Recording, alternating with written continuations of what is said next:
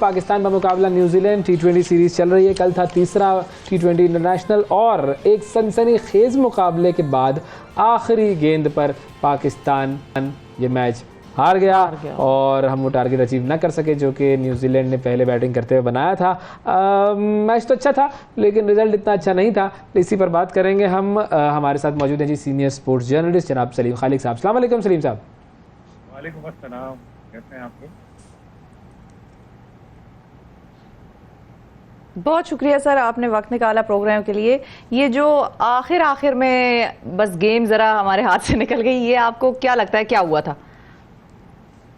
देखिए, हम लोग बातें यही कर रहे थे कि न्यूजीलैंड की बी टीम आई है, बच्चे हैं, मैचों में मजा ही नहीं आ रहा। पहले दो मैच भी ऐसे हुए तो चले, इन्होंने सोचा तीसरा मैच सनसनीखेज करा दे, लेकिन ये इफ्तिखार ने हारा हुआ मैच जो था पहुंचा दिया बिल्कुल जीत के करीब हमें।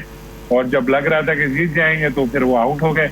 बाकी जो प्लेयर्स थे वो फिर वो प्रेशर झेल नहीं सके तो हार गया पाकिस्तान मैच ये। लेकिन हमें इफ्तिखार को दाद देनी चाहिए कि बहुत जबरदस्त उन्होंने बैटिंग की। सारे पाकिस्तान के टॉप ऑर्डर जो बैटर थे आउट हो चुके थे, वो 8वें नंबर पर आए। उन्होंने बिल्कुल समझ लें आप कोने पे पहुंचा दिया। और फिर वो एक सांप सीढ़ी का गेम होता है ना कि 99 पर पहुंच चुके थे हम, लेकिन फिर 0 पे आ गए और आखिर में हाँ अच्छा, लेकिन अगर मैं इस हिसाब से पूछूं आपसे कि कल हमने बुरा खेला या न्यूजीलैंड ने अच्छा खेला? डेफिनेटली हम लोगों ने बुरा खेला और जाहिर है न्यूजीलैंड ने अच्छा खेला तो हमने बुरा खेला, क्योंकि हम लोग शायद ऐसा समझ रहे थे कि जो न्यूजीलैंड की टीम है, जो है हकीकत में बी टीम इनकी यहाँ आई है। उनके ऑलमोस्ट सारे जो सुपरस्टार हैं वो आईपीएल खेल रहे हैं इंडिया में। डॉलर्स के चक्कर में उन्होंने अपनी नेशनल टीम को छोड़ दिया था, तो यहाँ नए बच्चे आए, नए लड़के वो लेकर आए। लेकिन हमारी रिवायत है कि हम नए लड़कों को भी स्टार्स बना के भेजते हैं हर एक टीम के, तो वो रिवायत हमारी बरकरार रही। पहले 2 मैचों में तो हमने बिल्कुल आउट क्लास किया, लेकिन तीसरे मैच में वही गैर यकीनी जो हमारी बैटिंग की है वो सामने हो गई। बाबर आजम का बहुत शानदार कैच हुआ था जब वो 1 रन पे आउट हुए। बाबर आउट होते हैं तो फिर टीम प्रेशर में आ जाती है। उसके बाद फिर एक के बाद दीगरे विकेटें गिरती रही और फिर एक वक्त तो ऐसा लग रहा था कि 100 रन बनाना भी पाकिस्तान के लिए बहुत मुश्किल होगा। लेकिन इफ्तिखार आपने सुना ही होगा, जिनको चचा इफ्तिखार कहते हैं, और फिर जो स्टेडियम में नारे भी इफ्तिखार इफ्तिखार लग रहे थे, जोश में आ गया। उन्होंने तो कहा था कि मेरा बेटा भी मुझे चाचा कहता है। तो बस उन्होंने एक जबरदस्त तफरीह फराहम की और एक माहौल बना दिया और लग रहा था कि पाकिस्तान बहुत बुरी तरह हारेगा, फिर लग रहा था कि जीत जाएगा। आपने 2 चीजों का जिक्र किया। जो एक तो आपने कहा कि नए जो हमारे खिलाड़ी हैं हम उन्हें स्टार बना देते हैं। अब उन नए खिलाड़ियों के अंदर मिसाल के तौर पर अगर हम साइम की बात करें, साइम से हमने देखा कि पीएसएल में उन्होंने बड़ी अच्छी कारकर्दगी दिखाई और बड़ा लोगों ने उनको सराहा, भाई बड़ा उनकी तरफ के यार क्या कमाल खिलाड़ी आ गया।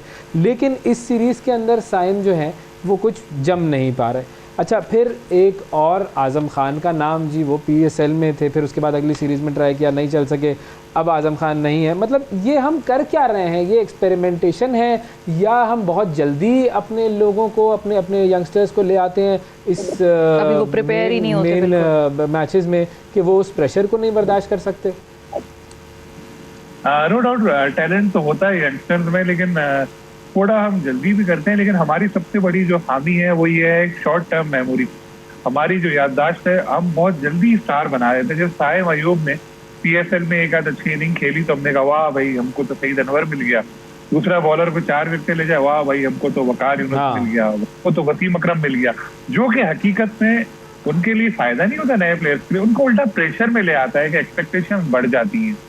पीएसएल का फायदा ये होता है कि सारे मैच टेलीविजन पे आ रहे होते हैं डोमेस्टिक क्रिकेट के दीगर टूर्नामेंट के मुकाबले में, हम लोग सब फॉलो कर रहे होते हैं, तो एक प्लेयर बहुत जल्दी स्टार बन जाता है उसमें। लेकिन जब वो इंटरनेशनल क्रिकेट में आता है तो वो देखता है कि तो जमीन आसमान का फर्क है इसमें, वहां थोड़ा वो प्रेशर में आता है। और कुछ लड़के ये प्रेशर झेल लेते हैं जो फिर बाद में बड़े स्टार भी बन जाते हैं, जैसे शाहीन शाह अफरीदी हैं, हारिस रऊफ हैं। कुछ प्लेयर जो हैं परेशान हो जाते हैं, तवक्कुआत का बोझ पड़ता है। जैसे मैंने कहा हम लोग की याददाश्त बहुत कमजोर है। आज इफ्तिखार ने कल परफॉर्म किया, अभी हम इफ्तिखार हाँ, अगले मैच में हम इफ्तिखार अगर नहीं परफॉर्म करेंगे तो हम कहेंगे ये क्या इफ्तिखार है भाई, ये तो सही नहीं है। एग्जैक्टली। लेकिन जो हमारे जो हीरो स्टार प्लेयर्स हैं, जो मतलब जो बाबर, रिजवान, शाहीन, ये जो भी कुछ खास प्लेयर्स हैं हमारे जिनको के लोग स्टार की हैसियत से देखते हैं और क्रिकेट के अगले सेलिब्रिटीज़ की तौर पर मानते भी हैं, जब वो अच्छा परफॉर्म नहीं करेंगे या नहीं करते तो फिर आपको क्या लगता है हमारी क्रिकेट अभी जो खास तौर पर अगर हम इस सीरीज़ की बात करें तो आपको क्या लगता है इन स्टार प्लेयर्स ने स्टार परफॉर्मेंसेज दी हैं अभी तक जितने मैचेस हुए हैं? फॉर एग्जांपल आपके सवाल को मैं आगे बढ़ाऊं, हाँ। हम बात करें जी बाबर और रिजवान, ठीक है, बाबर और रिजवान की पहली इनिंग मतलब पहला मैच दोनों अंडर 10 आउट हुए, दूसरा मैच 100 और 50 मारी, तीसरा मैच दोनों अंडर 10 आउट हुए। तो ये कंसिस्टेंसी का फुकदान है या ये प्रॉब्लम क्या है?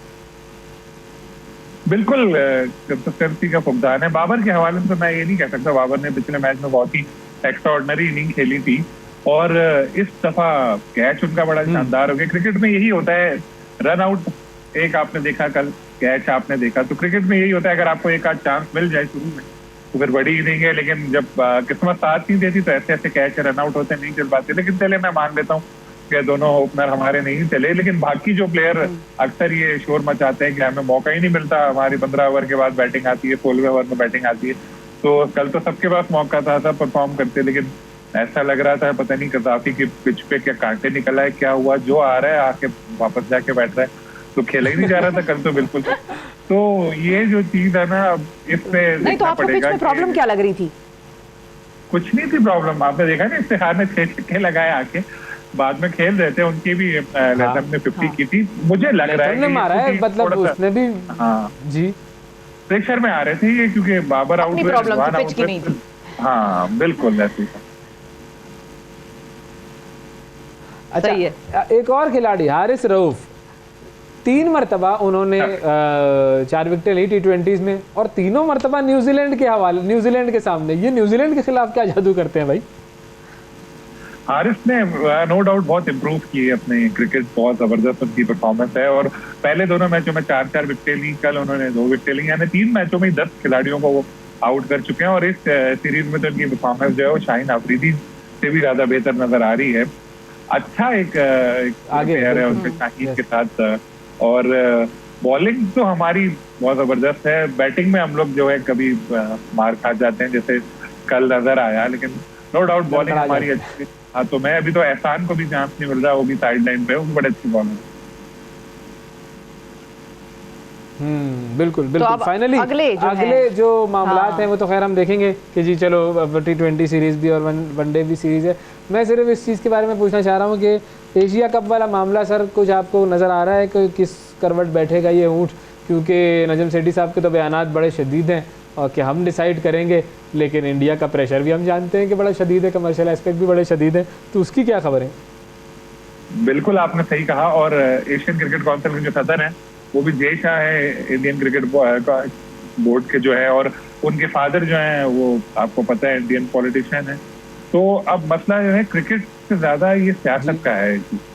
इंडिया को उनकी गवर्नमेंट अलाउ नहीं करेगी अपनी टीम यहाँ भेजने के लिए भारतीय क्रिकेट बोर्ड को।